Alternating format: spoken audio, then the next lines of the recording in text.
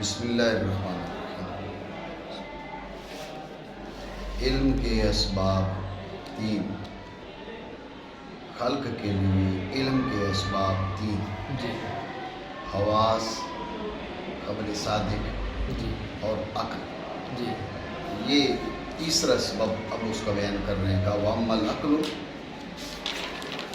فَهُوَ سَبَبٌ لِلْعِلْمِ أَيْضًا۔ وَأَمَّا الْعَقْلُ فَهُوَ سَبَبٌ لِلْعِلْمِ أَيْضًا۔ عقل بھی علم کا سبب ہے، عقل بھی علم کا سبب ہے۔ بھئی بات اسباب علم کی ہو رہی ہے، جب بات اسباب علم کی ہو رہی ہے تو اس کے بیچ آپ عقل کو شمار کر رہے ہیں، تو اس کا مطلب تو واضح ہے نا کہ عقل اسباب علم سے ہے۔ تو پھر آپ دوبارہ کیوں کہہ رہے ہیں کہ عقل اسباب علم سے ہے؟ سمجھے نہیں؟ کا علم کے اسباب تین ہیں، حواس سے ظاہرہ اور خبر صادق اور عقل۔ فقط کہہ دیتے ہیں اور عقل، تو یہ کافی تھا۔ اس کے بجائے کیا کہا؟ عقل اسباب علم سے، عقل بھی اسباب علم سے ہے۔ تو یہ کہنے کی کیا ضرورت پڑی؟ فَهُوَ سَبَبٌ لِلْعِلْمِ أَيْضًا، یہ کہنے کی کیا ضرورت پڑی؟ یہ سوال تو شاعر اس کا جواب دے گا، جواب دیتے ہوئے کہہ رہے سَرَّحَ بِذَلِكَ لِمَا فِيهِ مِنْ خِلَافِ الثُّمَانِيَّةِ إِلَى آخِرِهِ۔ اس میں بات آگے چل کے آ رہی۔ بہرحال آپ ذہن میں رکھیں، تیسرا سبب ہے کیا؟ عقل۔ سمجھے بات؟ مانا کہ بہرحال عقل ہے تو وہ بھی علم کا سبب ہے۔ یہ متن کا خلاصہ۔ اب شرح کی اغراض، ماتن کا وَأَمَّا الْعَقْلُ، شارع عقل کی وضاحت کرتا ہے کہ عقل کیا ہے۔ عقل کیا ہے؟ کہا کہ وَهُوَ قُوَّةٌ لِلنَّفْسِ بِهَا تَسْتَعِدُّ لِلْعُلُومِ وَالْإِدْرَاكَاتِ۔ وَهُوَ قُوَّةٌ لِلنَّفْسِ بِهَا تَسْتَعِدُّ لِلْعُلُومِ وَالْإِدْرَاكَاتِ۔ عقل وہ قوت ہے جس کے ذریعے نفس، عقل نفس کی وہ قوت ہے، عقل کیا ہے؟ نفس کی وہ قوت ہے جس کے ذریعے نفس علوم و ادراکات کے لیے مستعد ہوتا ہے۔ عقل کیا ہے؟ وہ قوت للنفس بِهَا تَسْتَعِدُّ لِلْعُلُومِ وَالْإِدْرَاكَاتِ۔ عقل کیا ہے؟ نفس کی اس قوت کا نام ہے جس کے ذریعے نفس علوم و ادراکات کے لیے مستعد ہوتا ہے۔ نفس کی وہ قوت جس کے ذریعے نفس علوم و ادراکات کے لیے مستعد ہوتا ہے۔ علوم و ادراکات کی اس کے اندر صلاحیت آتی ہے۔ مستعد ہے نا استعداد سے، استعداد سے، تو یعنی نفس کی وہ قوت جس کے ذریعے اس کے اندر علوم و ادراکات کی صلاحیت آتی ہے۔ نفس کی وہ قوت جس کے ذریعے اس کے اندر علوم و ادراکات کی صلاحیت آتی ہے، علوم و ادراکات کی صلاحیت آتی ہے۔ نہیں سمجھے ہو؟ اور وہ قوت ہے نفس کی جس کے ذریعے نفس مستعد ہوتا ہے علوم و ادراکات کے لیے۔ بات سمجھے نہیں؟ یعنی علوم و ادراکات کی اس کے اندر صلاحیت آتی ہے۔ اتنی بات سمجھے؟ ٹھیک ہے، ذہن میں رکھے۔ کہا وہ قوت للنفس، وہ نفس کی قوت ہے، نفس کی وہ قوت ہے۔ ذہن میں رکھیں، قوت جو ہے اس کیفیت نفسانیہ کا کو بولا جاتا ہے جو مبدأ فعل و تاثیر ہو۔ قوت کیا ہے؟ وہ کیفیت نفسانیہ جو مبدأ فعل و تاثیر ہو۔ وہ قوت نفسانیہ جو مبدأ فعل و تاثیر ہو۔ ٹھیک ہے، یہ کیا ہے؟ یہ ہے قوت۔ لیکن بعض اوقات قوت کے معنی یہ بھی کیے جاتے ہیں کہ وہ کیفیت نفسانیہ جو مبدأ انفعال و تأثر ہو۔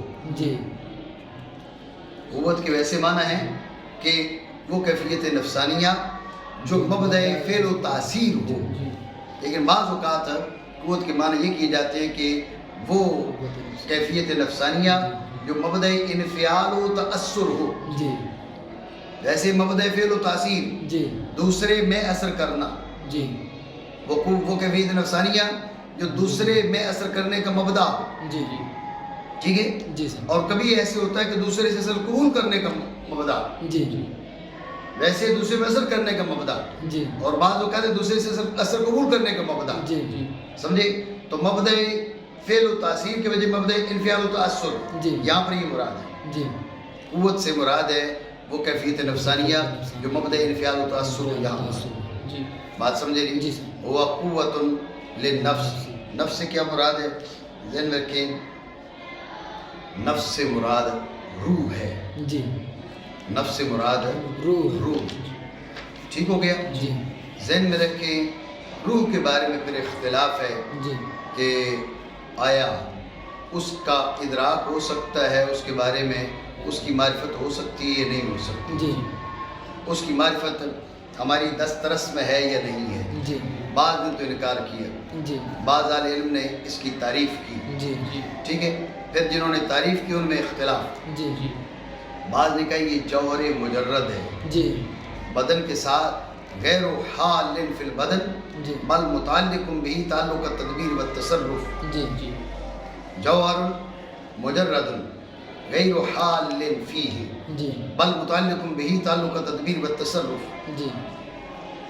کہ یہ جوہر مجرد ہے، بدن میں حلول نہیں ہے اس کا، بدن میں اس کا حلول نہیں ہے، بدن سے تعلق ہے، تعلق اور تعلق تدبیر و تصرف. یہ کیا ہو گیا؟ یہ روح کے بارے میں ایک رائے. یہ امام غزالی رحمہ اللہ تعالیٰ کی جانب اس کی نسبت کی جاتی ہے. ٹھیک ہو گیا؟ دوسری رائے ہے کہ یہ جسم لطیف حال فی البدن، یہ جسم لطیف ہے جو بدن میں حلول کیے ہوئے ہیں. جسم لطیف ہے جو بدن میں حلول کیے ہوئے ہیں. ذہن میں رکھنا کہ اسے جمہور اشاعرہ نے قبول کیا اس تعریف کو. تعریف کی ابتدا جمہور اشاعرہ کی جانب سے نہیں کی گئی، لیکن جمہور اشاعرہ نے اس تعریف کو قبول کیا کہ یہ جسم لطیف ہے، جوہر مجرد نہیں ہے بلکہ جسم لطیف ہے اور بدن میں اس کا حلول ہے روح کے بارے میں. بات سمجھے؟ تو یہ اختلاف کوئی وہ اس باب سے نہیں ہے کہ جس کی بنیاد پہ ایک دوسرے کو بدعقیدہ قرار دیا جائے. بھائی امام غزالی رحمہ اللہ تعالیٰ اشاعرہ پر اعتراض کریں اور اشاعرہ امام غزالی رحمہ اللہ تعالیٰ پر اعتراض کریں. امام غزالی کا اپنا شمار بھی اشاعرہ سے ہوتا ہے. بات سمجھو نہیں سمجھو؟ تو بہرحال امام غزالی رحمہ اللہ تعالیٰ کی جانب یہ تعریف نسبت کی جاتی ہے کہ جوہر مجرد غیر حال فی البدن بل متعلق بھی تعلق تدبیر و تصرف. اور بعض حضرات نے یہ کہا جسے بعد میں اشاعرہ نے اختیار کیا کہ یہ جسم لطیف ہے، حال فی البدن ہے. بات سمجھو نہیں سمجھو؟ مانا کریں وہ قوت ہے نفس کے لیے جس کے ذریعے نفس مستعد ہوتا ہے. ٹھیک ہے، اب نفس میں استعداد آتی ہے، استعداد صلاحیت. بات سمجھے؟ کان صلاحیت، تو صلاحیت کے درجات ہیں. سمجھے بات کو؟ قریبہ، بعیدہ، متوسطہ. اس وجہ سے پھر عقل کے نام مختلف رکھے جاتے ہیں. عقل کے 4 درجے بنائے جاتے ہیں. پہلے درجے میں اس کو نام دیا جاتا ہے عقل حیولانی، اس کے بعد عقل بالملکہ، پھر عقل بالفعل، پھر عقل مستفاد. سمجھی بات کو؟ انہوں نے کیا کہا؟ بہا تستعد، اس کے ذریعے وہ مستعد ہوتی ہے. نفس مستعد ہوتا ہے، نفس میں صلاحیت پائی جاتی ہے. بات سمجھے نہیں؟ غور کرو نا، ایک ہے بالفعل. بالفعل چیز تو ایک ہی ہے. ابھی تو بیٹھا ہوا ہے بالفعل. اب بالفعل کے درجات نہیں ہیں، بالقوہ کے درجات. تو کھڑا ہے بالقوہ، تو بالقوت القریبہ، بالقوت البعیدہ، بالقوت المتوسطہ. ابھی تو کھڑا ہے، گویا کہ بالقوت البعیدہ کرو. جب رکوع کی حالت تک پہنچ جاتا ہے تو بالقوت المتوسطہ، بالکل سیدھے کھڑے ہونے سے تھوڑا سا پہلے بالقوت القریبہ. تو بالقوہ میں درجات ہوتے ہیں، صلاحیت میں درجات ہوتے ہیں، استعداد میں درجات ہوتے ہیں. اس مناسبت سے، اس لحاظ سے چونکہ استعداد میں درجات ہیں تو عقل میں درجات ہیں. ان درجات کے لحاظ سے عقل کے نام ہیں. عقل حیولانی سب سے پہلا مرتبہ. ٹھیک ہے، پھر عقل بالملکہ، پھر عقل بالفعل، پھر عقل مستفاد. بات سمجھے؟ عقل حیولانی یہ مبدأ ولادت میں، ذہن میں رکھنا اس درجہ میں جو عقل ہے وہ اس درجہ میں محض بدیہیات ان کا اصول ہوتا ہے. سمجھی بات کو؟ یہ کیا ہے؟ یہ عقل حیولانی. اس کے بعد ہے عقل بالملکہ. عقل بالملکہ میں بدیہیات سے نظریات کی جانب انتقال کا ملکہ آ جاتا ہے. بالفعل انتقال نہیں ہوتا، ملکہ ہے نہیں، فعل نہیں. بدیہیات سے نظریات کی جانب انتقال کا ملکہ آ جاتا ہے، بالفعل انتقال نہیں. انتقال کا ملکہ آ جاتا ہے، یہ عقل بالملکہ. اس کے بعد بدیہیات سے نظریات کی جانب بالفعل انتقال ہو جاتا ہے.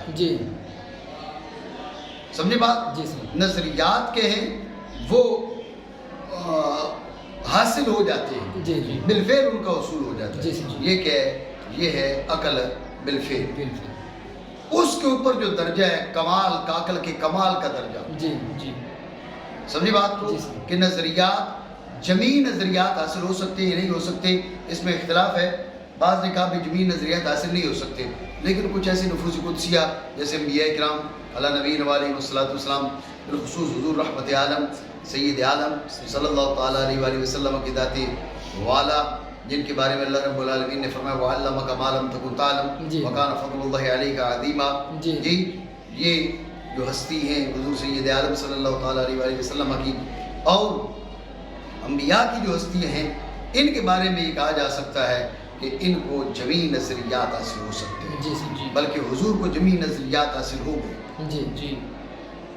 بات سمجھے؟ جمیع علوم حاصل ہو گئے، اللہ رب العالمین نے علوم عطا فرما دی. ما کان ما یکون، جمیع علوم سے مراد ما کان ما یکون، اور آفرینش خلق سے لے کر اِلَىٰ أَن دَخَلَ أَهْلُ الْجَنَّةِ فِي الْجَنَّةِ وَدَخَلَ أَهْلُ النَّارِ فِي النَّارِ. یہ علوم ہیں. سمجھے بات کو؟ تو جمیع علوم کی بھی حدیں ہیں. یہ نہیں کہ لا محدود، کیونکہ انسانی ذہن عدم غیر مترئی کی صلاحیت نہیں رکھتا. تو بہرحال بات یہ ہے کہ اس میں اختلاف ہے کہ بھئی جمیع علوم حاصل ہو سکتے یا نہیں ہو سکتے. تو انبیاء کرام علیہ نبینا علیہ السلام کے بارے میں بالخصوص حضور سید عالم صلی اللہ تعالیٰ علیہ وآلہ وسلم کے بارے میں کہا جا سکتا ہے، باقی کسی کے لیے جمیع علوم حاصل نہیں ہو سکتے. تو بس یہ چوتھا درجہ عقل مصطفیٰ کا. میں نے چاروں درجوں کی مختصر وضاحت کر دی ہے، کیونکہ بات استعداد کی تھی. تو استعداد میں درجات ہیں. تو درجہ عقل حیولانی کے جو ہے یہ درجہ بعیدہ ہے، بالقوت البعیدہ. ٹھیک ہے. اور اس کے بعد عقل بالملکہ بالقوت المتوسطہ ہے. اور یہ جو ہے عقل بالفعل کا یہ درجہ قریبہ ہے. بات آپ سمجھو نہیں سمجھے؟ اور ٹھیک ہو گیا. وہ قوت ہے نفس کے لیے جس کے ذریعے نفس میں صلاحیت آتی ہے علوم و ادراکات. کانا علوم و ادراکات، علوم کے بعد ادراکات کی کیا حاجت تھی؟ وجہ ہے. تو اصل میں بات یہ ہے کہ متکلمین کے ہاں علم کا اطلاق علم یقینی پہ ہوتا ہے، برخلاف ادراک کے. تو چونکہ علوم سارے کے سارے یقینی نہیں ہوتے، علوم یقینیہ بھی ہوتے ہیں، ظنیہ بھی ہوتے ہیں. سمجھے بات کو؟ حواس ظاہرہ بھی ہوتے ہیں وغیرہ وغیرہ. اس لیے لفظ ادراکات بولا تاکہ علوم غیر یقینیہ ظنیہ وغیرہ کو شامل ہو جائے. بات سمجھے؟ قال العلوم والادراکات، علوم کے بعد ادراکات کہنے کی کیا ضرورت پڑی؟ وہ آپ کو بتا دیا کہ متکلمین کے ہاں علم کا جو اطلاق ہے علوم یقینیہ پر ہے، علوم غیر یقینیہ کو علم نہیں کہا جاتا. تو ان کو شامل کرنے کے لیے ادراکات کا لفظ بولا. بات سمجھے نہیں؟ اور یہ بھی کہہ سکتے ہو کہ ادراک حواس کو شامل کرنے کے لیے ادراک بولو مان کرو، علوم کے لیے اور ادراکات کے لیے. بات سمجھے نہیں؟ توجہ ہے. غور کریں ایک اور تعریف، غریزۃ یتبعها العلم بالضروریات عند سلامت الآلات. وہ غریزہ ہے. غریزہ کیا ہے؟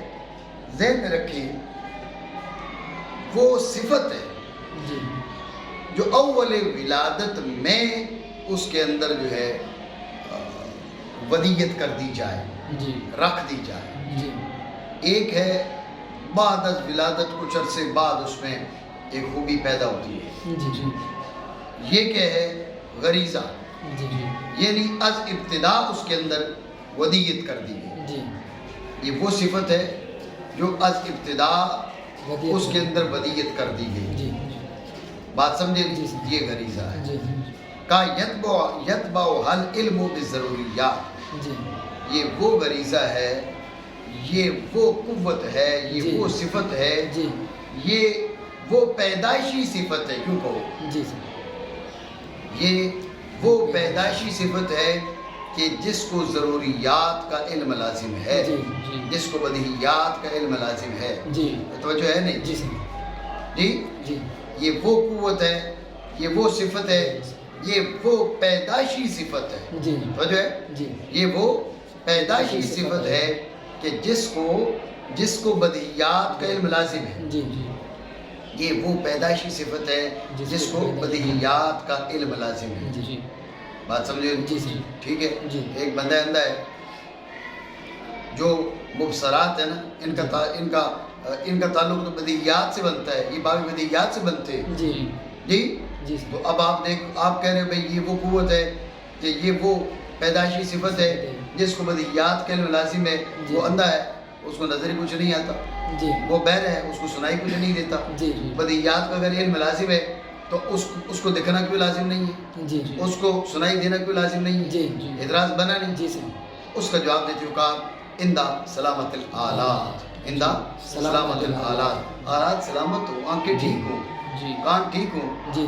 جی. اگر آپ کی کسی کی آنکھیں کان ٹھیک ہی نہیں ہیں تو اب اس کو اگر ضروریات کا علم اس کے لیے لازم نہیں ہے تو یہ اس تعریف میں مجھے بھی اعتراض نہیں. جی. جی. بات سمجھے نہیں؟ جی. تو معنی کیا بنے اس تعریف کے؟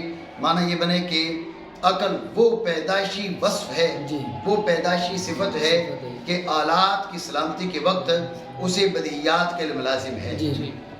عقل وہ پیدائشی صفت ہے، وہ پیدائشی وصف ہے کہ آلات کی سلامتی کے وقت اس کو بدیہیات کا علم لازم ہے. آلات کی سلامتی کے وقت اس کو بدیہیات کا علم لازم ہے. نہیں سمجھے؟ جی. توجہ ہے؟ معنی وہ پیدائشی وصف جس کو یتبعھا یعنی یلزمھا، جی. ٹھیک ہے، اس کو لازم ہے ضروریات کا علم آلات کی سلامت کے وقت. آلات کی سلامت کے وقت. توجہ ہے نہیں؟ جی. تعریفیں ہو گئی دو. جی. تعریفیں ہو گئی دو. جی. ایک قوت للنفس بہا تستعد للعلوم والادراکات. جی. جی. دوسری ہو گئی غریزۃ یتبعھا العلم بالضروریات عند سلامت الآلات. جی. توجہ ہے؟ جی. تعریفیں دو ہو گئی. جی. جی. اب شارح کہہ رہے وَهُوَ الْمَعْنِيُّ بِقَوْلِهِمْ. جی. یہ جو دوسری تعریف ہے یہ وہی ہے جو پہلی ہے. جی. جی. سمجھے نہیں؟ جی سر. یہ دوسری تعریف سے کوئی الگ کسی بات کی طرف اشارہ نہیں ہے. جی. دوسری تعریف سے اسی بات کی طرف اشارہ ہے جس کی جانب پہلی تعریف اشارہ کر رہی ہے. جی. توجہ ہے نہیں؟ جی سر. یہ کہا وَهُوَ الْمَعْنِيُّ بِقَوْلِهِمْ غریزۃ یتبع العلم بالضروریات عند سلامت الآلات. جی. جی. بات سمجھے؟ جی. کہ اس قول سے بھی یہی مراد ہے. جی. جی. اتنی بات سمجھے؟ جی سر. توجہ ہے نہیں؟ جی. جی. جی. آپ سوال کر سکتے ہو. اس نے کہا کہ غریزۃ یتبعھا العلم بالضروریات. جی. ضروریات کا علم لازم ہے. جی. جی. ضروریات کا علم لازم ہے یعنی بالفعل. جی. جی. وہاں بہا تستعد، جی. وہاں استعداد کی بات ہو رہی ہے. یہاں علوم کی فعلیت کی بات ہو رہی ہے، علوم کے لزوم کی بات ہو رہی ہے. جی. تو پھر وَهُوَ الْمَعْنِيُّ کیسے ہو سکتا ہے؟ جی. جی. دونوں تعریفوں کا معال ایک کیسے ہو سکتا ہے؟ جی. اعتراض بنا نہیں؟ جی. یہ اعتراض ہے. سمجھ رہے ہو؟ جی. جی. تو اس کا جواب سمجھے. اس کا جواب یہ ہے کہ پہلی تعریف میں علوم سے مراد علوم نظریہ ہے. جی. جی. علوم نظریہ کی استعداد ہو. جی. جی. دوسری میں علوم سے مراد علوم ضروریہ ہے. جی. علوم ضروریہ بالفعل ہے. جی. علوم نظریہ کی استعداد ہے. جی. جی. تو لہٰذا باہم کوئی منافات نہیں. جی. یعنی عقل، خلاصہ یہ ہوا دونوں تعریفوں کا کہ عقل وہ ہے جس کے اندر علوم ضروریہ، جس کے ذریعے سے علوم ضروریہ حاصل ہوتے ہیں. جی. علوم ضروریہ لازم ہے. جی.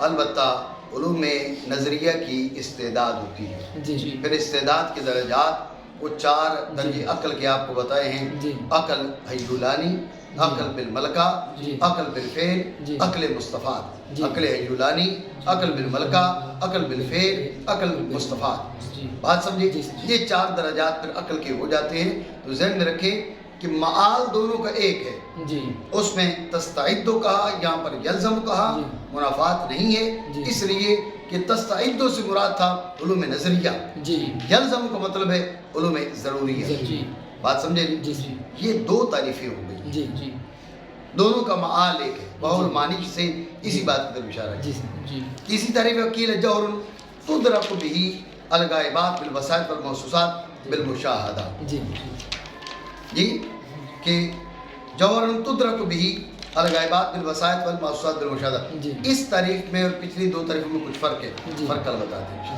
ٹھیک ہے.